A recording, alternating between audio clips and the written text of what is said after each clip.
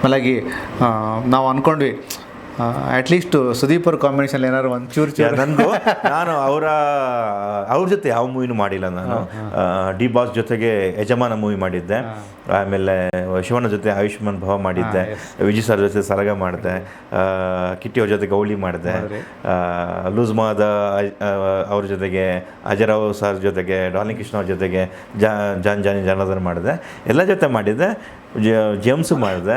But ಇವ್ರ ಜೊತೆಗೆ ನಂಗೆ ಯಾವ ಕಾಂಬಿನೇಷನ್ ಸಿಕ್ಕಿಲ್ಲ. ಬಟ್ ಫೈನಲಿ ಅವ್ರು ಇರೋ ಮೂವಿಯಲ್ಲಿ ಮಾಡಿದೆ ಅನ್ನೋ ಖುಷಿ ಇದೆ ನನಗೆ.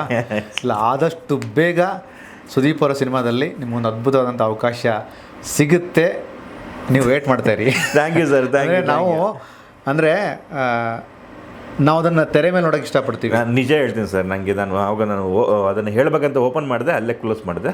ನಾನು ಜ್ವಲಂತಮ್ಮ ಆದಾಗ ನಾನು ಶೋ ಮುಗಿಸಿ ಬಂದಾಗ ಪ್ರೆಸ್ ಮೀಟಲ್ಲಿ ನನಗೆ ಪ್ರತಿಯೊಬ್ಬ ನನ್ನ ಕನ್ನಡ ಜರ್ನಲಿಸ್ಟ್ಗಳಿದ್ದಾರಲ್ಲ, ನಾನು ಎಷ್ಟು ಥ್ಯಾಂಕ್ಸ್ ಹೇಳಿದ್ರು ನಾನು ಸಾಕಾಗಲ್ಲ ಸರ್. ನಿಮ್ಮ ಮುಖಾಂತರ ಅವ್ರಿಗೆ ಎಲ್ಲ ಥ್ಯಾಂಕ್ಸ್ ಹೇಳ್ತೀನಿ. ಯಾಕಂತಂದರೆ ನನ್ನ ಸ್ಲ್ಯಾಂಗ್ ಸರಿ ಇರಲಿಲ್ಲ, ನಾನು ಆ ಕಡೆಯಿಂದ ಬಂದವನು, ಏನೋ ಚಿಕ್ಕಪುಟ್ಟ ತಪ್ಪು ಮಾಡ್ತಿದ್ದೆ. ನಾನು ಫಸ್ಟ್ ಮೂವಿ ನೋಡಿ ಬಂದು ಎಲ್ಲ ಜರ್ನಲಿಸ್ಟ್, ವಿಜಯ್ ಭರಮಸಾಗರ್ ಅವರು ಮತ್ತು ತುಂಬ ಜನ, ಅವ್ರ ಹೆಸರು ಗೊತ್ತಿಲ್ಲ, ಬಟ್ ನಾವು ಡೈಲಿ ಮಾತಾಡ್ತಿರ್ತೀವಿ, ಎಲ್ಲ ಹೋದಾಗೆಲ್ಲ ಹಾಯ್ ಸರ್ ಮಾತಾಡ್ತೀವಿ, ಹೆಸರು ಜರ್ನಲಿಸ್ಟ್ಗಳ ಪರವಾಗಿ ನಿಮ್ಮ ಮಾತನ್ನು ಸ್ವೀಕರಿಸ್ತೀನಿ. ಎಲ್ಲರೂ ನನ್ನನ್ನು ಬೆನ್ನು ತಟ್ಟಿ ಒಳ್ಳೆ ಆ್ಯಕ್ಟ್ರ್ ಕಣೋ, ನೀನು ತುಂಬ ಚೆನ್ನಾಗಿ ಮಾಡ್ತೆ, ಈ ಸ್ಲ್ಯಾಂಗ್ ಸರಿ ಮಾಡ್ಕೋ, ಕಷ್ಟಪಡೋದಕ್ಕೆ ಒಬ್ಬರು ಕೂಡ ನನಗೆ ಖಾರವಾಗಿ ಮಾತಾಡಿಲ್ಲ ಸರ್.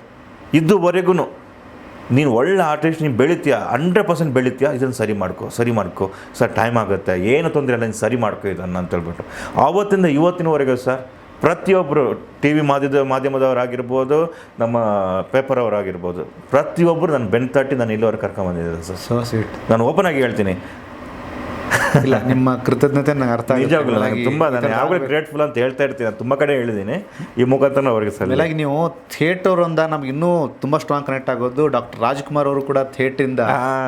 ನಾನು ಒಬ್ಬ ಕಲಾವಿದ ಅಸಾಮಾನ್ಯವಾಗಿ ಬೆಳಿಬೇಕು ಅಂತಂದರೆ ಆತನಿಗೆ ಆ ಗಟ್ಟಿತನ ಬೇಕು, ಆ ಸ್ಥಿರತೆ ಬೇಕು, ಆ ಅಭದ್ರತೆ ಫೀಲ್ ಇರಬಾರ್ದು ಆತನಿಗೆ.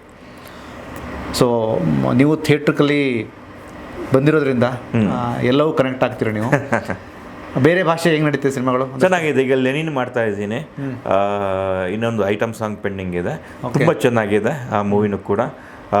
ಹಿಂದಿಯಲ್ಲಿ ಒಂದು ವೆಬ್ ಸೀರೀಸ್ ಮಾಡ್ಕೊಬಂದೆ, ಹಾಟ್‌ಸ್ಟಾರಲ್ಲಿದೆ, the secret of the Shiledars ಅಂತ ಹೇಳ್ಬಿಟ್ಟು ದೊಡ್ಡ ಹಿಟ್ ಆಗಿದೆ. ಸಾಯಿ ತಮ್ಮನ್ಕರ್, ರಾಜು ಖಂಡೇವಾಲ, ಚಾವ ಮೂವಿ ಮಾಡಿದಲ್ಲ ಆ ಡೈರೆಕ್ಟ್ರೇ, ಅದು ಡೈರೆಕ್ಟ್ರು ಆದಿತ್ಯ ಸರ್ಪೋಟದಾರ್ ಅಂತ ಹೇಳ್ಬಿಟ್ಟು, ಅದು ಕೂಡ ತುಂಬ ಚೆನ್ನಾಗಿ ರನ್ ಆಯಿತು. ನೋಡೋಣ ಸರ್ ಇನ್ನೇನೇನಾಗುತ್ತೆ ಅಂತ ಹೇಳ್ಬಿಟ್ಟು. ಲೆನಿನ್ ನಡೀತಾ ಇದೆ ಪರಭಾಷೆದು, ಇಲ್ಲಿದ್ದು ಈಗ ಕಡಲ್ಕೋಟೆ ಫಿನಿಶ್ ಮಾಡಿದೆ, ವಸಿಷ್ಠ ಅವರದ್ದು ಇನ್ನೊಂದು ಫೈಟ್ ಇದೆ, ಈಗ ಹೋಗಿ ಮುಗಿಸ್ಬೇಕು. ಆಮೇಲೆ ಇದು ರುದ್ರಾವತಾರ, ನಾನು, ತಾರಮ್ಮ, ಶಶಿಕುಮಾರ್ ಅವರು, ವರ್ಧನ್ ಸರ್ ಎಲ್ಲರೂ ಒಟ್ಟಿಗೆ ಮಾಡ್ತಿದ್ದೀವಿ. ಬೈರ ಅಂತ ಮಾಡ್ತಿದ್ದೀನಿ. ಅದರ ಜೊತೆಗೆ ಈಗ 666 ಆಪರೇಷನ್ ಡ್ರೀಮ್ ಥಿಯೇಟರ್, ಅದೊಂದು 11 ಡೇ ಶೂಟ್ ಮುಗಿದಿದೆ, ತುಂಬ ಚೆನ್ನಾಗಿ ಬರ್ತಾ ಇದೆ. ಹೇಮಂತ್ ರಾವ್ ಅವರು ಅವ್ರ ಜೊತೆ ವರ್ಕ್ ಮಾಡ್ಬೇಕಂತ ಆಸೆ ಇತ್ತು, ಕೊನೆಗೂ ನೆರವೇರ್ತದೆ, ಈಗ ನಡೀತಾ ಇದೆ. ಶಿವಣ್ಣ ಕಾಂಬಿನೇಷನ್ ಆಯಿತು, ಧನುಷ್ ಸರ್ ಕಾಂಬಿನೇಷನ್ ಆಯಿತು, ಇನ್ನು ಮುಂದಕ್ಕೆ ಇದೆ ಸ್ವಲ್ಪ. ಇಲ್ಲ, ಮುಂದಿನ ದಿನಗಳಲ್ಲಿ ನಾನು 666 ಬಗ್ಗೆ ಮಾತಾಡ್ತೀನಿ. But out of the box ಅಂದ್ರೂ ಆ ಫ್ಲೇವರ್ ಹೆಂಗಿದೆ ಶಿವಣ್ಣ ಜೊತೆಗಿನ ಫ್ಲೇವರ್? ಮಜವಾಗಿದೆ ಸರ್, ತುಂಬ ಮಜವಾಗಿದೆ. ಅವ್ರು ನೆನಪಲ್ಲಿ ಇಟ್ಕೊಂಡಿದ್ರು ಆಯುಷ್ಮಾನ್ ಭವದಲ್ಲಿ ಆ್ಯಕ್ಟ್ ಮಾಡಿದ್ದು. ಆಮೇಲೆ ಪಬ್ಬರ್ ಮೂವಿಗೆ ಈ ಪಬ್ಬರಲ್ಲಿ ಒಳ್ಳೆ ಕ್ಯಾರೆಕ್ಟರ್ ಇತ್ತಲ್ವ, ಇವ್ನು ಯಾಕೋ ನೀವು ನೆನಪು ಮಾಡಿಲ್ಲ ಅಂತ ಜೊತೆ ಇದ್ದವ್ರಿಗೆ ಹೇಳಿದ್ರು. ಖುಷಿ ಆಯ್ತು ಸರ್, ನೆನಪಲ್ಲಿ ಇಟ್ಕೊಂಡಿದ್ದಾರಲ್ಲ, ಅದಕ್ಕಿಂತ ದೊಡ್ಡದೇನಿದೆ. ಆಯುಷ್ಮಾನ್ ಭವದಲ್ಲಿ ತುಂಬ ಪ್ರೈಸ್ ಮಾಡಿದ್ರು. ಇದಕ್ಕೆ ಶಿವಣ್ಣ ಗ್ರೇಟ್ ಆಗುತ್ತೆ ನಿಜವಾಗ್ಲೂ. ಅವರು ಇಮಿಡಿಯೇಟ್ ನಾನು ಅಲ್ಲಿ ನೋಡಿದ ತಕ್ಷಣವೇ ನನ್ನ ಒಂದು ಶಾರ್ಟ್ ಆಯಿತು, ಬಂದು ಶಿವಣ್ಣ ಹೇಗಿದ್ದಾರೆ ಕೇಳಬೇಕಾದ್ರೆ ಪಕ್ಕದವ್ರಿಗೆ, ಇಲ್ಲ ಪಬ್ಬರಲ್ಲಿ ಒಳ್ಳೆ ಕ್ಯಾರೆಕ್ಟರ್ ಇತ್ತಲ್ವ, ನೀವು ನೆನಪು ಮಾಡೋದಲ್ವ ನೀವೆಲ್ಲ ಯಾರಾದರೂ, ಇವನು ಇದ್ದಲ್ಲ ಯಶ್ ಇದ್ದಲ್ಲ ಅಂತಂದರು. ಸರ್ ಕೊಡ್ತಾರ ಬಿಡ್ತಾರ ಸೆಕೆಂಡ್ ಸರ್, ಆ ಒಂದು ಒಳ್ಳೆತನದಿಂದ ಹಾರೈಸೋದಿದೆಯಲ್ಲ, ಅದಕ್ಕಿಂತ ದೊಡ್ಡದು ಯಾವುದು ಬೇಕಾಗಿಲ್ಲ ಸರ್. ನಿಜ. ಯಶ್ ಶೆಟ್ಟಿ ನಮ್ಮ ಕನ್ನಡ ಚಿತ್ರರಂಗದ one of the best actor. ಅದನ್ನು ನಾನು ಪ್ರತಿ ಸಲಿನೂ ನಾನು ನಿಮ್ಮ ಜೊತೆ ಅದನ್ನು ಫೀಲ್ ಮಾಡಿದ್ದೀನಿ. KD ಮೂಲಕ ನಿಮ್ಮದೊಂದು ಬೇರೆ ಥರದ ಡೈಮೆನ್ಷನ್ ಓಪನ್ ಆಗಲಿ, ನಾವು ಡಿಸ್ಕಸ್ ಮಾಡ್ದಂಗೆ ಕವಿಗೆ ಭಾಳಷ್ಟು ಪಾತ್ರಗಳು ಸಿಗಲಿ, ಆ ಒಂದು ಎಕ್ಸ್ಟ್ರೀಮ್ ಲೆವೆಲನ್ನು ದಾಟಿ ಯಶ್ ಶೆಟ್ಟಿ ಮುಂದೆ ಹೋಗಲಿ ಅಂತ ನಾವು ಬಯಸ್ತೀವಿ. ನಿಮ್ಮ ತುಂಬ ಜನ ಪ್ರೀತಿಸ್ತಾರೆ. Thank you. ಎಷ್ಟು ಜನ ಮೆಸೇಜ್ ಮಾಡ್ತಾರೆ, ನೀವು ರಿಪ್ಲೈ ಮಾಡೋಕ್ಕಾಗಿರಲ್ಲ. ಇನ್ನು ಮಾಡ್ತೀನಿ, ಇನ್ನು ಸ್ವಲ್ಪ ಟೈಮ್ ಫ್ರೀ ಸಿಗುತ್ತಲ್ಲ ಎಲ್ರಿಗೂ ರಿಪ್ಲೈ ಮಾಡ್ತೀನಿ. ಯಾಕಂದರೆ ನಿಮ್ಮ ಒಂದೊಂದು ಚಿಕ್ಕ ಚಿಕ್ಕ ಮಾತು ಕೂಡ, ನಿಮ್ಮ ಒಂದು ಎಮೋಜಿ ಕೂಡ ನಂಗೆ ತುಂಬ ಇಂಪಾರ್ಟೆಂಟ್ ಈ ಟೈಮಲ್ಲಿ. ಅದು ಎಲ್ಲದಕ್ಕೂ ರಿಪ್ಲೈ ಮಾಡೇ ಮಾಡ್ತೀನಿ. ಈಗೆಲ್ಲ ಓಡಾಡೋದು, ಅಲ್ಲಿಗೆ ಹೋಗೋದು, ಇಲ್ಲಿಗೆ ಹೋಗೋದು, ಎಲ್ಲ ಶೇರ್ ಮಾಡೋದು, ಇದರಲ್ಲೇ ಬ್ಯುಸಿ ಇದ್ದೀವಿ ನಾವು. ಖಂಡಿತ ಅದೆಲ್ಲ ಪ್ರೀತಿ ಅಲ್ಲ ಅವ್ರದ್ದು. ಅದ ಪ್ರೀತಿನ ಇದು ಮಾಡೋಕ್ಕಾಗಲ್ಲ. ಇದ್ರ ಜೊತೆಗೆ ಒಂದು ಕೊನೆ ಪ್ರಶ್ನೆ, ಒಂದಷ್ಟು ಹೊಸ ಹುಡುಗರುಗಳು ಕತೆ ಬರೀತಾರೆ, ಸಿನಿಮಾ ಮಾಡ್ಬೇಕಂತ ಬರ್ತಾರೆ. ಯಶ್ ಶೆಟ್ಟಿನ ಸೇರಿ ತುಂಬ ಜನ ಒಳ್ಳೆಯ ಕಲಾವಿದರನ್ನ ಹಾಕ್ಕೊಂಡು ಸಿನಿಮಾ ಮಾಡಬೇಕು ಅಂತ ಆಸೆ ಪಡ್ತಿರ್ತಾರೆ. ಬಟ್ ಅವ್ರಿಗೆ ನೀವು ನೆಟ್ವರ್ಕಿಗೆ ಸಿಕ್ಕಿರಲ್ಲ.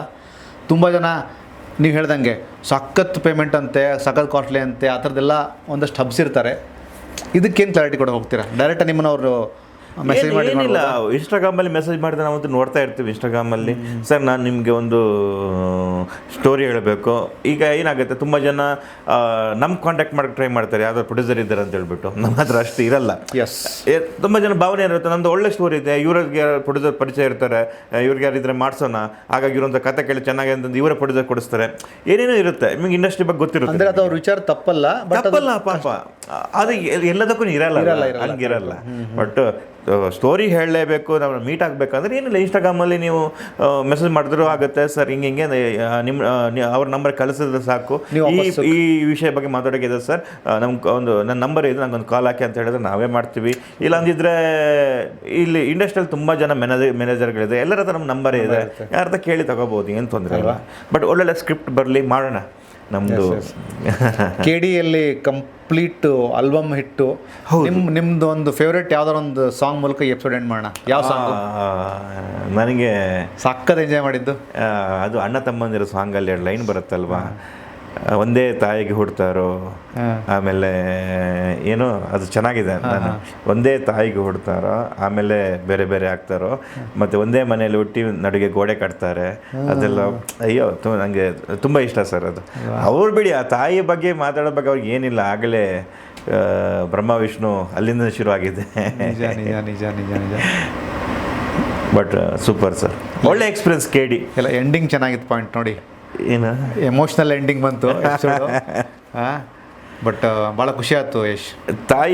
ತಾಯಿ ಅನ್ನೋದೇ ಅದಂತ ಗ್ರೇಟ್ ಸರ್. ನಾನು ಕೆಲವು ಸಲ ಯೋಚನೆ ಮಾಡ್ತೀನಿ, ನಮ್ಮ ತಾಯಿ ಆವಾಗ ಯಾರ ಬೇರೆಯವರ ಮನೆ ಫಂಕ್ಷನ್ಗೆ ಹೋದಾಗ, ನಾಗ ಸಮರ್ಥನೆಗೆ ಹೋದಾಗ, ಅಥವಾ ಯಾವುದೋ ಒಂದು ಮದುವೆಗೆ ಹೋದಾಗ, ಯಾವುದೋ ಒಂದು ತಿಥಿಗೆ ಹೋದಾಗ, ಒಂದು ಟವಲಲ್ಲಿ ಆ ಲಡ್ಡು ವಡೆನ ಕಟ್ಕೊಂಬಂದ್ಬಿಟ್ಟು ಮಕ್ಕಳಿಗೆ ಅಂತ ಹೇಳ್ಬಿಟ್ಟು ನಾವು ಸ್ಕೂಲಿಂದ ಬರೋ ಹೊತ್ತಿಗೆ ಅದೇ ತಿಂಡಿ. ಆದರೆ ಅವರ ತ್ಯಾಗ ಇದೆಯಲ್ವಾ, ನಾವು ಎಷ್ಟೇ ಕಲ್ತು ನಾವು 1000 ಕೋಟಿ ಮಾಡಿದ್ರು ಅವನ್ನ ಚೆನ್ನಾಗಿ ಇಟ್ಕೊಂಡಿಲ್ಲ, ನಮ್ಮದು ಮನುಷ್ಯ ಜನ್ಮಕ್ಕೆ ಮೋಕ್ಷ ಅನ್ನೋದಿಲ್ಲ ಅಂತ ಅಂದ್ಕೋತೀನಿ ನಾನು.